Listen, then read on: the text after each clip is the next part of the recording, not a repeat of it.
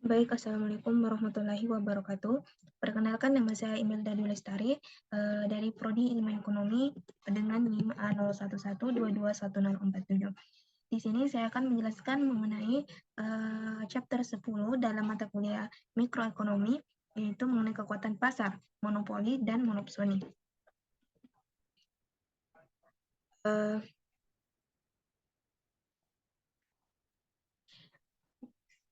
Garis besar pembahasan yang kita bahas adalah yang pertama adalah mengenai monopoli, yang kedua adalah kekuatan monopoli, yang ketiga adalah sumber kekuatan monopoli, dan yang keempat adalah biaya sosial dari kekuatan monopoli, yang kelima adalah monopsoni, dan yang keenam kekuatan monopsoni, dan yang terakhir membatasi kekuatan pasar, yaitu undang-undang anti monopoli. Kekuatan pasar, monopoli dan monopsoni. Monopoli adalah pasar dengan hanya satu penjual, sedangkan monopsoni adalah pasar dengan hanya satu pembeli. Kemudian kekuatan pasar yaitu kemampuan penjual atau pembeli untuk mempengaruhi harga suatu barang. Yang pertama, monopoli. Pendapatan rata-rata dan pendapatan marginal. Pendapatan marginal ialah perubahan pendapatan yang dihasilkan dari peningkatan satu unit output. Dapat kita lihat pada tabel 10.1 dengan harga awalnya itu $6, kuantitasnya itu 0, total pendapatan 0, marginal pendapatannya itu 0, rata-rata pendapatan juga 0. Kemudian jika menambah satu unit output yaitu sebanyak 1 dengan harga 5, maka total pendapatannya itu 5, marginal pendapatannya itu 5, rata-rata pendapatannya juga 5.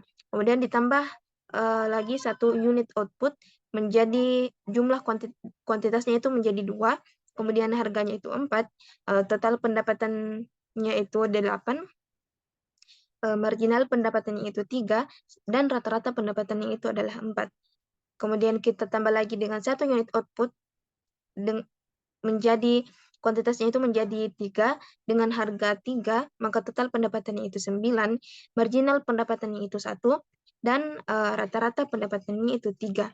Kemudian dengan menambah satu unit output lagi menjadi 4 dengan harga 2, total pendapatannya itu 8 dan marginal pendapatannya menjadi -1, kemudian rata-rata pendapatannya menjadi 2. Kemudian yang terakhir kita menambah satu unit output kembali, jadi kuantitasnya itu sebanyak 5, harganya itu 1, total pendapatannya itu 5, marginal pendapatannya itu -3, rata-rata pendapatan sebanyak 1. Nah, pendapatan rata-rata dan pendapatan marginal. Pada gambar 10.1, rata-rata dan marginal pendapatan ditunjukkan untuk kurva permintaan P sama dengan 6 dikurang Q.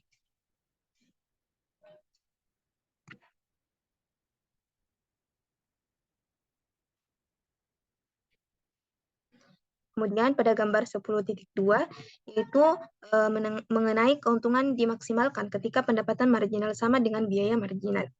Q0 adalah tingkat output di mana marginal revenue sama dengan marginal cost. Jika perusahaan menghasilkan output yang lebih kecil, katakanlah Q1 mengorbankan beberapa keuntungan karena pendapatan tambahan yang dapat oleh dari memproduksi dan menjual unit antara Q1 dan Q0 melebihi biaya produksinya. Demikian pula, memperluas output dari Q0 ke Q2 akan mengurangi keuntungan, karena biaya tambahan akan melebihi pendapatan tambahan.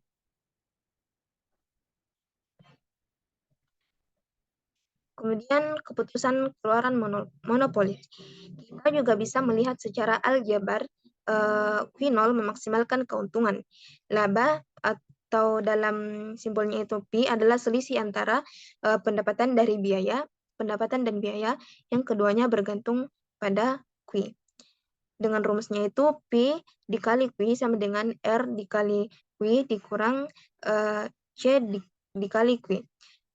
Sebagai Q meningkat dari 0, keuntungan akan meningkat hingga mencapai maksimum dan kemudian mulai menurun.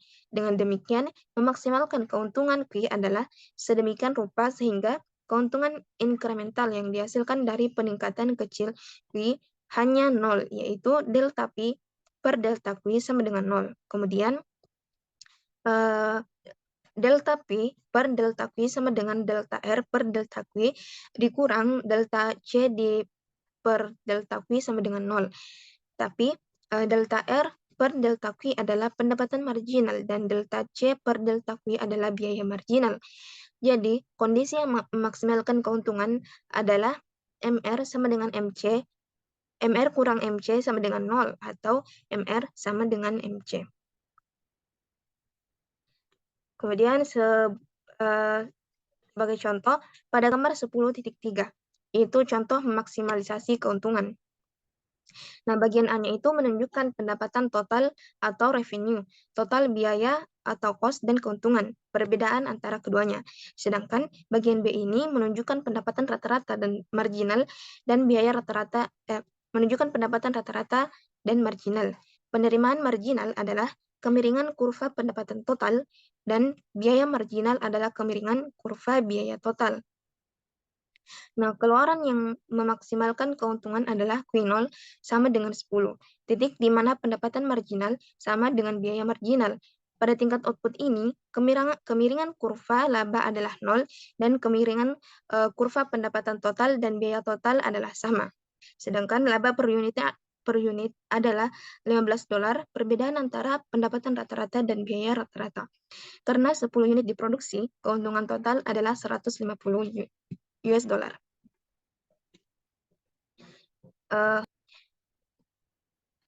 Jika ingin menerjemahkan kondisi bahwa pendapatan marginal harus sama dengan biaya marginal menjadi aturan umum yang dapat lebih mudah diterapkan dalam praktik. Untuk melakukannya, pertama-tama kita menulis ekspresi untuk pendapatan marginal, yaitu dalam rumus MR sama dengan delta R per delta Q sama dengan delta PQ per delta Q. Selanjutnya, aturan untuk penetapan harga. Perhatikan bahwa pendapatan tambahan dari suatu kuantitas tambahan, yaitu delta PQ per delta Q, memiliki dua komponen. Yang pertama adalah memproduksi satu unit tambahan dan menjualnya sesuai harga atau price yang menghasilkan pendapatan 1 dikali P sama dengan P. Kemudian yang kedua, tetapi karena perusahaan menghadapi kurva permintaan yang miring ke bawah, memproduksi dan menjual unit ekstra ini juga menghasilkan sedikit penurunan harga delta P per delta Q yang mengurangi pendapatan dari semua unit terjual, yaitu perubahan pendapatan Q dalam kurung delta P per delta Q. Dengan demikian, MR sama dengan P ditambah Q delta P per delta Q sama dengan P ditambah P dalam kurung Q per P balas kurung dalam kurung delta P per delta Q tutup kurung. Kemudian aturan lanjutan mengenai aturan praktis untuk penetapan harga. Q per P dikali delta P per delta Q adalah kebalikan dari elastisitas permintaan. Seper ED diukur pada keluaran yang memaksimalkan laba dan MR sama dengan P ditambah P dikali seper ED. Sekarang karena tujuan perusahaan adalah memaksimalkan laba, kita dapat menetapkan pendapatan marginal sama dengan biaya marginal. P ditambah P dikali 1 per ED sama dengan MC yang dapat diatur ulang untuk memberi kita P dikurang MC per P sama dengan min seper ED. Secara ekuivalen, kita dapat mengatur ulang persamaan ini untuk menyatakan harga secara langsung sebagai markup atas biaya marginal. Sebagai contoh pada 10.1 ini mengenai Astra merek Prices Prilosec. Pada tahun Prilosec, pada tahun 1995, Prilosec mewakili generasi baru obat anti-ulcer. Prilosec didasarkan pada mekanisme biokimia yang sangat berbeda dan jauh lebih efektif daripada obat sebelumnya. Pada tahun 1996, itu telah menjadi obat terlaris di dunia dan tidak menghadapi pesaing utama. Astra merek memberikan harga Prilosec sekitar $3,50 per dosis harian. Biaya marginal untuk memproduksi dan mengemas Prilosec hanya sekitar 30 hingga 40 sen per dosis harian. Elastisitas harga permintaan atau ED harus berada dalam kisaran kira-kira min 1 hingga minus 1,2. Menetapkan harga dengan markup melebihi 400% di atas biaya marginal konsisten dengan aturan praktis kami untuk penetapan harga. Kemudian geseran permintaan. Pasar monopolistik tidak memiliki kurva penawaran. Alasannya adalah bahwa keputusan output perusahaan monopoli tidak hanya bergantung pada biaya marginal, tetapi juga pada bentuk kurva permintaan. Pergeseran permintaan dapat menyebabkan perubahan harga tanpa perubahan output. Perubahan output tanpa perubahan harga atau perubahan harga dan output. Kemudian pada gambar 10.4 itu mengenai pergeseran permintaan. Pergeseran kurva permintaan menunjukkan bahwa pasar monopolistik tidak memiliki kurva penawaran, yaitu tidak ada hubungan 1-ke-1 antara harga dan kuantitas yang diproduksi. Di dalam gambar A ini, kurva permintaan D1 bergeser ke kurva permintaan baru, yaitu D2. Tapi kurva pendapatan marginal baru, yaitu MR2, memotong biaya marginal pada titik yang sama dengan kurva pendapatan marginal lama atau MR1. Oleh karena itu, output yang memaksimalkan keuntungan tetap sama meskipun harga turun dari P1 ke P2. Di dalam gambar kurva B ini, yaitu kurva pendapatan marginal baru MR2 memotong biaya marginal pada tingkat output yang lebih tinggi, yaitu Q2. Tetapi karena permintaan sekarang lebih elastis, harga tetap sama. Kemudian pengaruh pajak. Misalkan pajak itu dari T dolar per unit dikenakan sehingga perusahaan monopoli harus mengirimkannya dolar kepada pemerintah untuk setiap unit yang dijualnya. Jika marginal cost adalah biaya marginal asli perusahaan, keputusan produksi optimalnya sekarang diberikan